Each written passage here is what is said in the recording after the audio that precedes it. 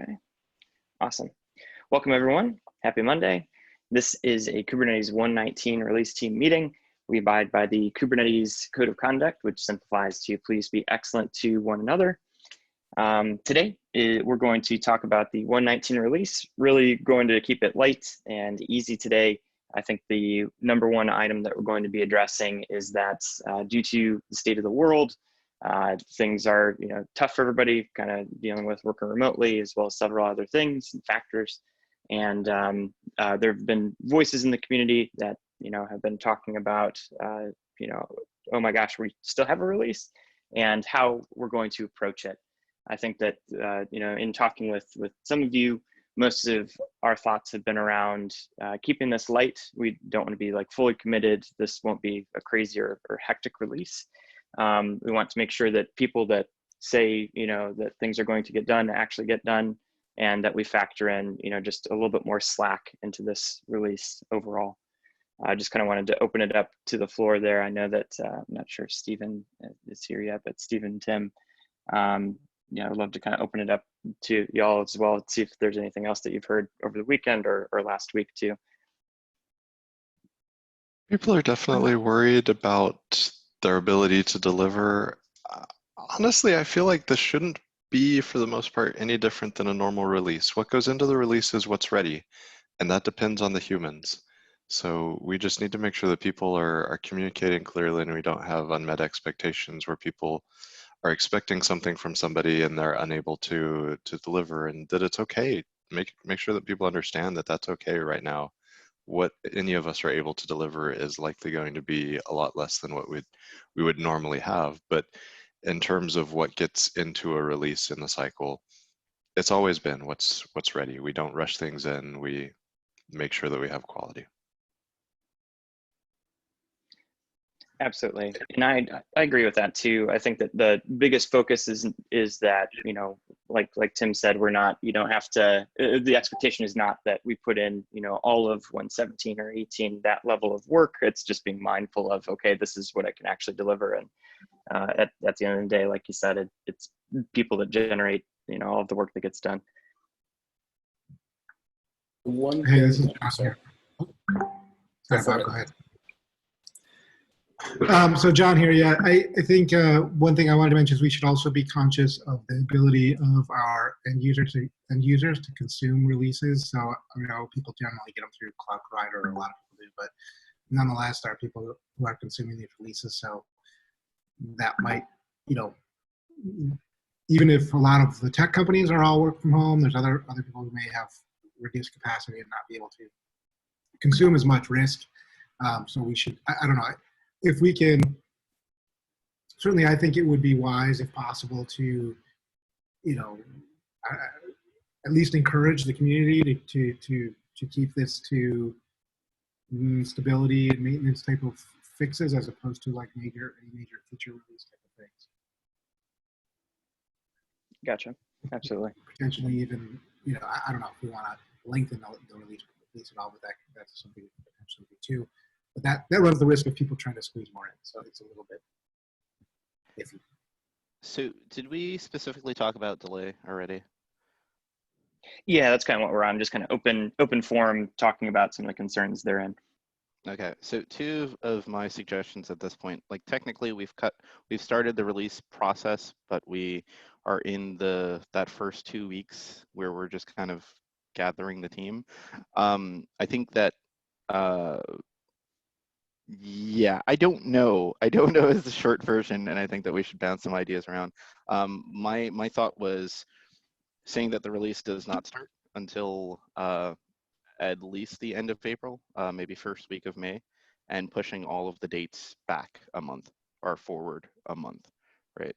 That technically gives us a quote unquote 4-month release, and a little bit more time to breathe. I think that would land the date, the release date, a week and change before KubeCon. So I wanted to toss that one out and see what people think.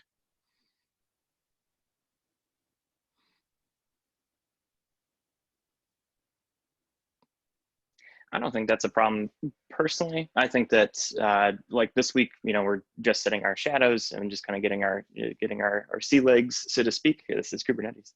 And so getting everything up to speed and making sure that we're operating well in that capacity, and nobody feels less than would be ideal.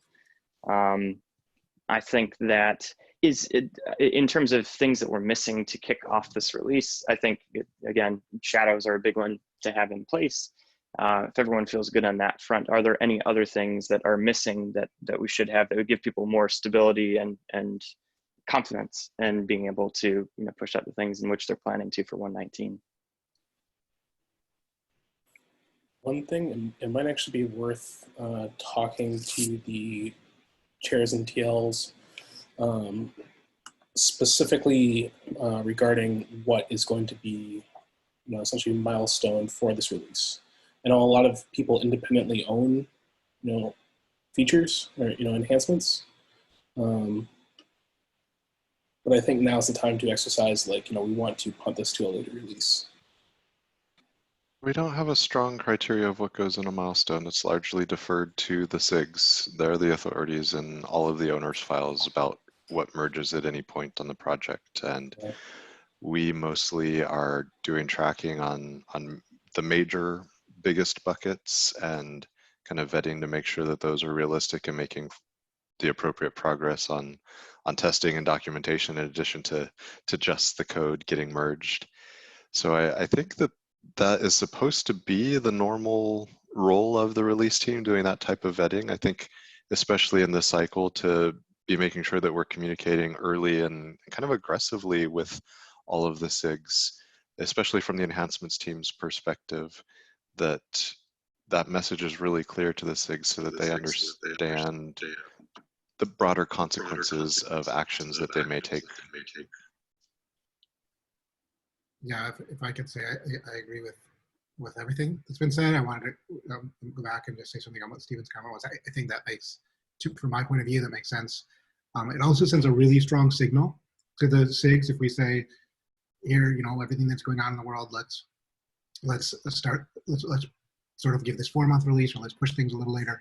It gives a really strong signal. We have to couch it. We have to say it, that this isn't to add more stuff. This is to do what Tim said, and communicate that this is for stability type of efforts, and for making sure that we can deliver something that's at the quality level we need with the potentially reduced resources here.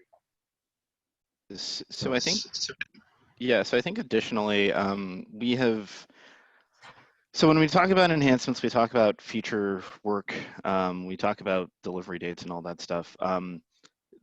Yes, we are primarily focused on triage and kind of providing visibility into what's happening during the release cycle, and a lot of that work is the responsibility of the SIG on delivery, on the other SIGs for delivery.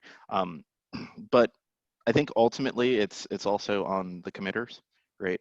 A SIG agreeing to deliver some unit of work is not necessarily the same unit of work that a committer wants to deliver, right? So if they have the bandwidth to do that, and that feature enhancement is valuable to them, I think they're still going to work towards doing that. And I think as a SIG, when if there are more hands in the pot able to deliver stuff, I think we're generally happy about that across the board. So I don't think we're going to be able to specifically say this is enhancements only, right? Or this is stability only during the release. But and in general, we don't have a lot of stick to do that. So to talk about some of the mechanical changes that we're going to be doing towards the I guess the back end of the cycle. One, we're going to be expanding the amount of releases that we do, or amount of pre-releases that we do during the cycle. And this is some stuff that merged in early, or maybe a week and a half ago or something, around the schedule. So about the same amount of alphas, but more betas and more RCs. And one of the big changes will be code freeze and code thaw, right? Code thaw essentially goes away, because what we're doing with code freeze is code freeze is happening. Code freeze and the branch cut are happening concurrently. So we're essentially doing that branch cut on, we'll be doing that branch cut on the RC1, right? Which means master immediately opens for 120 work, and anything that needs to land in 119 needs to be cherry picked, right? So that's going to raise the bar in terms of the amount of eyes that are on PRs, right? Those are also going to be essentially, required to be cherry picked or cherry pick approved by the release team and by the branch managers, right? So I think we're going to have an additional lever at the back end of the cycle to slow down some of the work. But yeah, I think this is our first time doing that, and there are some Anago changes that have to go along with that, so we'll see how it goes.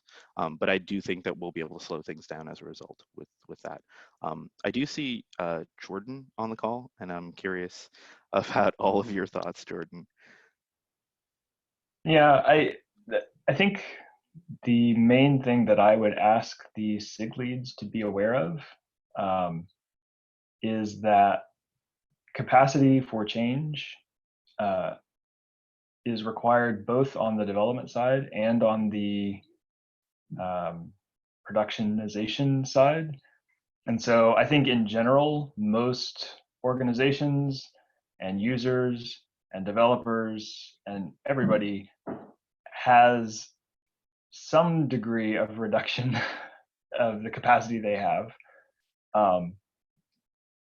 Just because a particular SIG happens to have a bunch of people who have lots of time and are gung-ho about making changes, that's only half of the picture. The other half is if they make a bunch of changes in 119 and the must read before upgrade list is long, that this is a particularly difficult time for all of the people who consume Kubernetes to react to a lot of those things. And so I agree the line between enhancement and bug fix is sometimes messy, but I would frame it maybe more in terms of how hard of a release are we making for people to consume? Are we sort of just treating this as business as usual in terms of you need to go make these changes before you can roll out 119, you need to change this and this and this and this? Or should we ask people to, if possible, make 119 more of a, we're stabilizing things, the V1 of this thing is now available, but you don't have to change the world right now to adopt 119. Yeah, that would be kind of what I would take to the SIGs and say, as you're planning your 119 features, how hard are we making it for people to pick up 119? I think that's a good question in general, but some degree of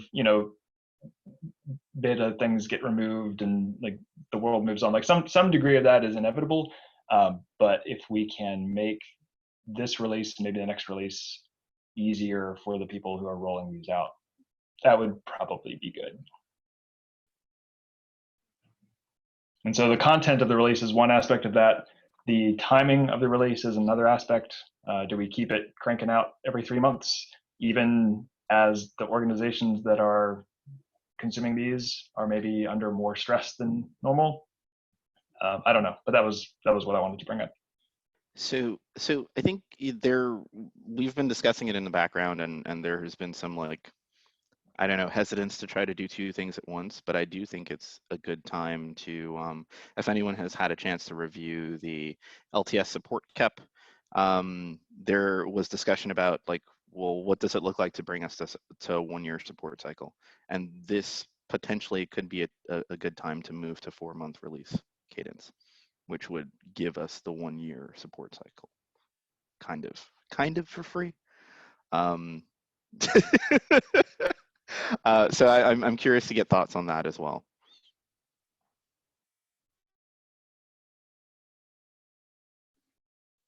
I definitely like it. I think that with and through kind of not to keep bike shedding on that point of elongating this release cycle, but I think that it is really difficult in that my gut is it makes sense with everything that's going on to kind of push out and to elongate and kind of give ourselves more runway. at the same point, don't want to put more work on the people that have gotten releases out. And then, that there comes that elongated support on their behalf as well. And so, every action has an equal and opposite reaction, trying to be mindful of that. But, adding that to the discussion, any thoughts on that front? I think it's actually helpful to people who are designing support cycles. If you take cloud providers, for example, they're kind of always at the back edge of our support cycle, right? So they're coming out with 1.15 as we're deprecating 1.15 essentially. So I think this will give some opportunity for them to be in support cycle as they're doing their releases, as opposed to giving them more work to do. Yeah, definitely the year-long cycle for our customers is really good, because when you have things like retail customers that they have freezes during certain times of year, and it's really difficult. I don't know. I'm kind of sort of torn on 4-month extending release cycles in general. Like I mentioned earlier, builds additional risk into the release usually. People try and put more in. There's a longer period of time between upgrades. Well, not if you're going for a year, if they're for those customers, but for other customers, there could be a longer, more content in those upgrades, and therefore more risk. I'm sort of hesitant to say I do think that in general, quarterly releases is a very difficult train to keep up with for anybody who's not like central to the project, and even for like cloud providers that are delivering this, it's really hard, like you're just saying, Stephen, to keep up. So quarterly is difficult, but what it does do is give a little more steep time for features that are coming out early. So I'm sort of torn both ways. I'm not adding any, maybe I'm not adding any value with this conversation, but I'm a little ambivalent, I guess. Whether it would be good or not. We might learn something from this cycle, but the cycle is also unique.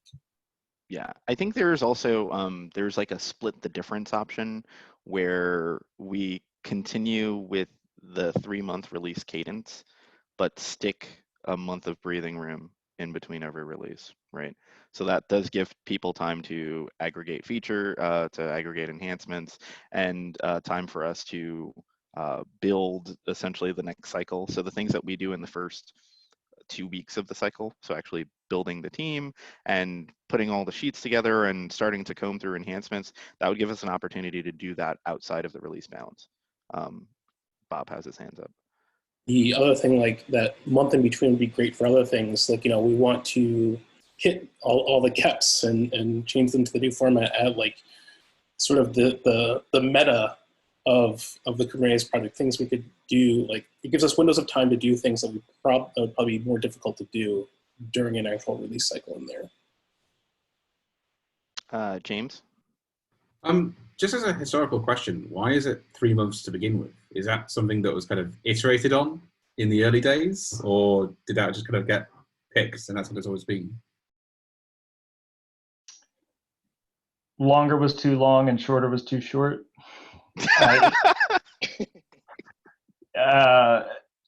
Yeah, it was the unhappy medium that dissatisfied everyone equally. I kind of like the idea of keeping the development portion the same and adding time either at the end of the release for like soaking stability testing, or at the beginning of the release for like planning type testing. I think what often happens is we say that stability is important and we identify testing gaps, especially around things like soak testing, and like before we release a .0 release, have we actually run a cluster on that version for a week to see under regular load to see if we're leaking Go routines in memory? Like, do we do that? I don't know that we do. Those seem like the kinds of things that would be valuable to do before we release, that would actually reduce risk, that would take time, but wouldn't add time to like put more changes in.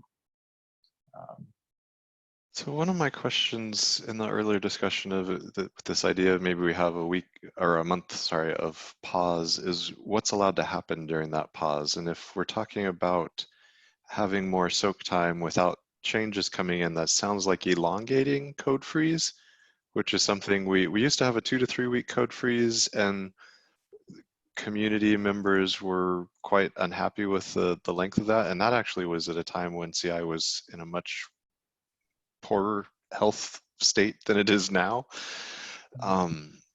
But it's something interesting maybe to be aware of, since kind of James had asked historical context. Like we've evolved to this place where we have this month up front where we're looking at all of the things coming in, and then a variable time at the end where we are frozen, but maybe we're not actually getting stability focus because people are like, oh, I'm done, and step away even.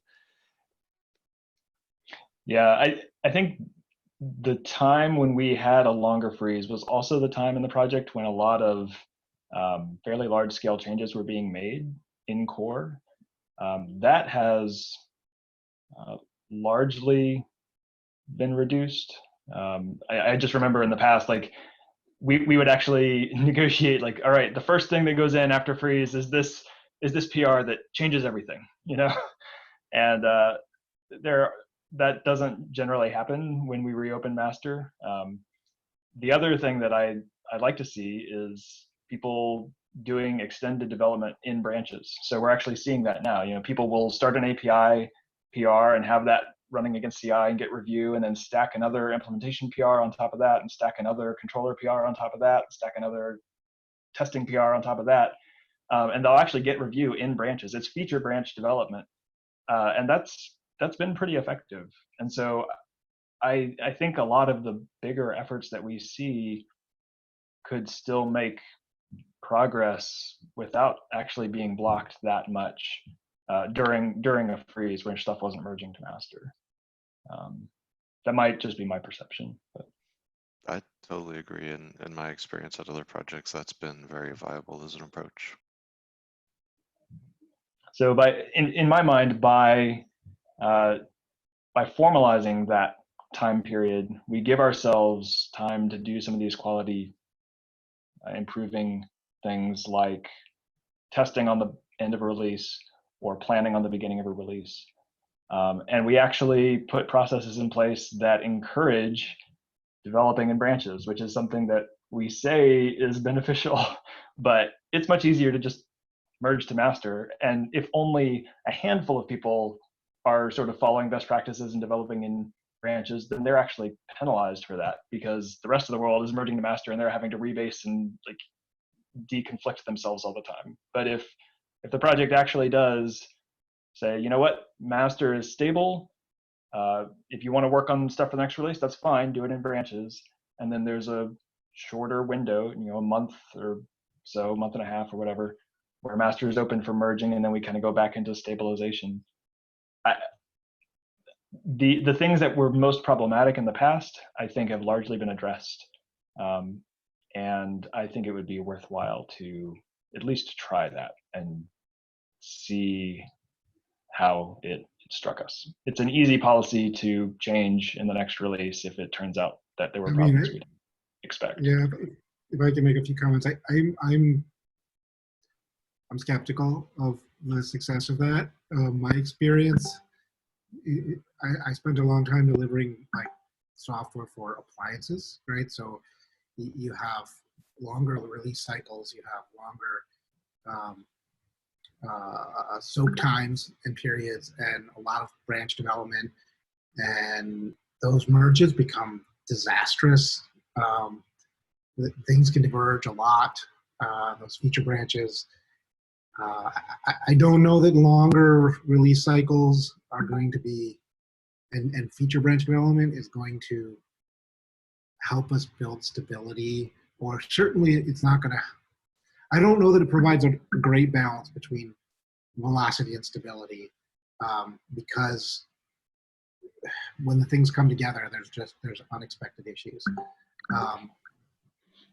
I think what we see with a long merge window is we see people merging things that are clearly not complete, with the expectation that they will be able to complete them sometime in the next month and a half. And I think what a shorter merge window does is make it clear that you shouldn't be merging this until it is actually complete. Okay, that's fair, but it's a combination of like a long release cycle and feature branches is dangerous. That's my point. So if we had 6-month release cycles and feature branches, that's where I've seen things get hairy. If we keep the 3-month release cycles and we have feature branches, then you're not, there's not as much drift. So you know, again, I guess I'm hesitant of the idea of so think about this, right? We have a large sort of dispersed, decentralized community, and as a release team, we could say this month is for stabilization, but that doesn't really mean anybody's going to follow that other than the release team. And so those people keep working, those SIGs keep working and developing new stuff. Like just because we make releases less frequent doesn't mean less stuff is produced, and therefore, you know, those less frequent releases now just have more content. Just because we designate a break for a month between releases doesn't mean that the community uses that as a break. It stops feature development. I'm very skeptical that that's what would happen. Yeah. Right. So What I would like to see at the end of that month is branches that have been running tests. So instead of sort of trickling in like an API and then an implementation and then a test and then a flake fix test and then another flake fix test, like it's compressing that so that the thing that actually merges has all of those things with all the tests and a record showing, yep, these tests have passed like 10 times in a row with no flakes. That would be So great. yes, Maybe more stuff merges, but it merges in a more complete state. As a slightly concrete example, we had the last release about a month ago. And so we've been, for example, we could argue we're in one of these in-between states right now.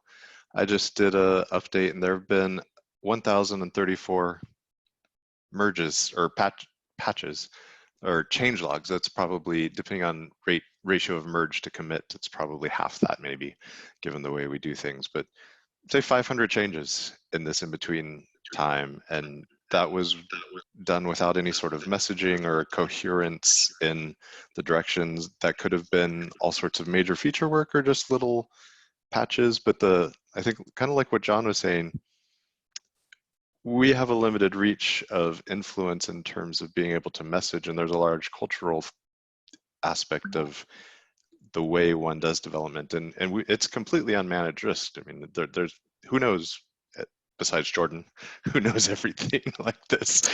Who knows what all of those patches are? So I would like to, I think it's a great discussion. I think we should punt it. I don't think that we should establish a new policy around feature branches or forks until after we get out of some of this. I linked both in the Zoom chat as well as the notes. There is an issue open for feature branches and forks. If you want to leave your comments there, and then maybe we can take this to a SIG release meeting instead of. I think there's one other thing that we should talk about to cap this off, is we have one other thing in our pocket. Regardless of what the schedule is, it's always aspirational. So we declare a target release date, and we see in a deferred commitment agile sort of way how we're doing as we get closer to that. So whether we say 3 or 4 months, it may actually be 4 or 6 months, this release cycle, depending on how the world falls apart or doesn't in between now and then. So that is something that we'll, as a team, be needing to evaluate week to week, how we're trending towards target and whether we need to try and do less or whether we're doing fine, or whether we need more time or we're doing fine.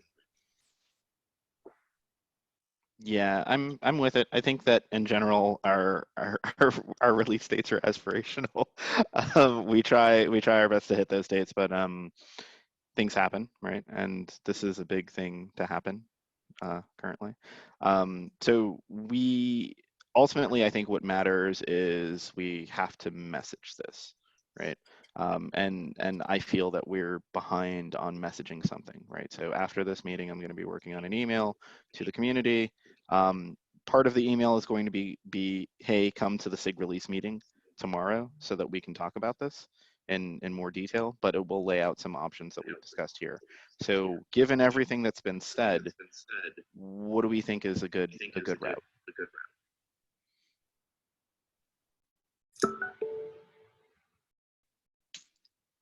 I do like that thought on keeping the release kind of like the development at 3, and then having that, the extra month to get everything figured out and kind of solved in terms of stability. I like that. Again, I do think deferring a little bit would help just with everything else going on, but I think the keeping that momentum is really the goal. I think that's the thing that matters most to me, and that's what I'm seeing out of the community. Happy to be wrong, happy to kind of noodle that and talk that out a little bit more. But I think that makes a lot of sense in that, like you said, the release date is aspirational. Just be in constant communication about that. If we need to slip, we slip. If we need to take more time on things, we take more time, and just kind of increase that feedback loop so that we see what's going on within the community. And what do you think of pushing each of the dates that we currently have out a month? Honestly, I think that's fine. I like that. My opinion is the same. I think that's a good idea, and it sends a strong signal, like I said before. Jordan and Tim, definitely want to get your thoughts on that. Kind of in keeping with what John said, I would probably not extend the code freeze dates, but extending the release dates, giving ourselves a buffer. I think if we extend the code freeze dates, that encourages SIGs to make lots of changes, like lots of extra changes in 119. So yeah, no extension of the code freeze dates, just a push of all of the release dates. Okay, I misunderstood what you meant by all the release dates. Yeah. So like enhancements freeze happens a month later than it's currently targeted on the schedule. Same with code freeze and same with the release date. I think I was hearing Jordan say not move the code, code freeze or as Tim pointed out, 119 development is very much active already. Like just because, and to be honest, I appreciate that. Like I appreciate people who have their changes ready to go early in the cycle. And so it's not like people aren't working on things until the enhancements freeze date comes. Yeah, I think what Jordan was trying to say, Stephen, is that he wants the code freeze date and the enhancement freeze date to stay where they are, but we push the tail end out the actual release. Just recognizing that people are already doing 119 dev work, which is good, and they're getting a jump on it, which is good. But if we just push all the dates out a month, what we've effectively done is increased the content of the release by 30%. I think in that scenario, we don't send the strong message like John was saying, where the message we're sending is you have more time to do stuff. By keeping code freeze where it is and pushing code thaw out, we have added time that is about stability only. And so, that then gives the message. But with the branch changes, that kind of muddles it as well, right? With RC1 happening at code freeze, right? Master is immediately open. The code thaw essentially doesn't exist. Master is immediately open for development. We either need to change that, or it would change the set of cherry picks. And if people are worried about the inability to do cherry picks during that stabilization time, to me, that's a signal of instability and risk that's a problem. The cherry pick should be hard. It shouldn't be hard, even as master opens, especially. And also, if this is all about planning that we have a slightly different velocity, I wouldn't expect in July master to just suddenly go off in a crazy breaking direction. And kind of like Jordan said, that's just not been the pattern lately. Yeah, I don't have super strong feelings about extended freeze versus extended cherry pick before release. I do think the same set of people are usually involved in planning and reviewing stuff going into master and dealing with stabilization and release issues that are related to a SIG.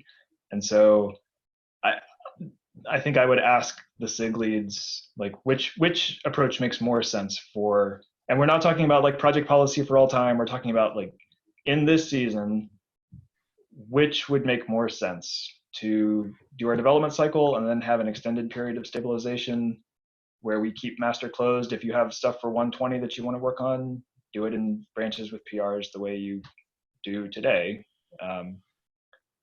Would that make more sense, or would it make more sense to reopen master and then try to kind of split time between the next release and the current release stabilization? I prefer keeping master closed. Open or closed. Closed sends that message of saying we're slowing down Yeah. on the trunk. And if you want to keep moving, move on your branches where you do your development on your development branches and ensure stability with your CI and get ready as a chunk to bring things in. Like that's all a safety mechanism. Like I really don't think people are blocked. There is nothing so urgent that like you have to merge chunks into master, merge, that you can't do in a set of stacked PRs. And if master is frozen, the main cost of working in a set of branches, which is rebasing, is largely gone because there aren't high volume changes going into master. That's a really, really good point. I think now is a reasonable time to do this as an experiment, to say, look, everybody is like at 60% capacity right now. Let's do one thing at a time. Let's try to do it well. Let's not stress people out by setting an aggressive 119 date and then say, oh, but it was just aspirational. We'll slip if we need to. Like slipping makes people feel bad. If we set a target date, people will put in heroics to make it happen. And I don't think that's helpful right now. Points. So I would look at this as an experiment. Like, what does it look like to have like a normal development cycle, have an extended period of stabilization soak, and then reopen master. And we can iterate on this. If we run into problems and people had trouble working in branches and it was a mess, like, all right, the world's a mess right now anyway. Chalk this up to another mess and we'll make adjustments. But if we get good feedback, then maybe we'd consider something more in this direction in the future. So around enforcement, how do we do that, right? Because we have a set of, I mean, this is really going to have to be people adhering to like milestone maintainer things, right? Because, yeah, which we already trust milestone maintainers to do. So if you're targeting a bug fix at the milestone, like we have criteria about what, you know, criticality, and like you can fix things that improve CI signal, a bug fix, but we're not dropping new features, you know. And we do push back. I mean, the enhancement team pushes back on those things. The whole community, you know, pushes back on things. So.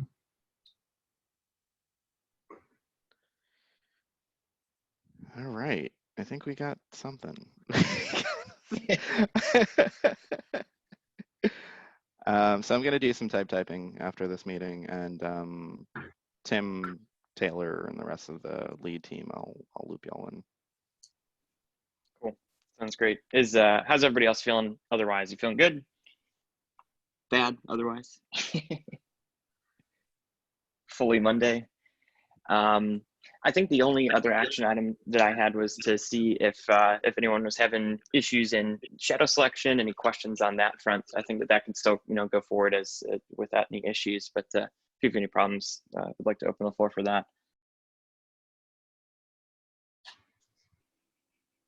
Just as a comment regarding shadows and the previous discussion, if you do extend the release cycle, you might want to mention it to shadows. Because if people have signed on with the expectation of having 3 months, but it's actually 4 months in one way or another, that might change their availability. Good point. Awesome. Cool. Well, it should be an eventful SIG release meeting tomorrow. I don't have anything else unless anyone has any points that they want to bring up before closing out this meeting. I can give you about 15 minutes back. As Emeritus Advisor, I want to ask, especially the shadows who are new on the call, I'm guessing some of this felt over your head, like, whoa, what are they all talking about? What are all these consequences? What is all this stuff? But does anybody have any questions they'd like to ask the set of folks right now? And if not, also ping me on Slack. I'm happy to extend conversation on any of these points if you want some info.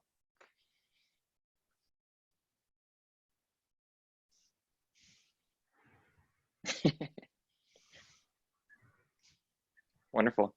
Well, happy Monday, everyone. Can't wait to see your faces next meeting, and we'll be talking with you soon. Have a wonderful Monday. Later, y'all.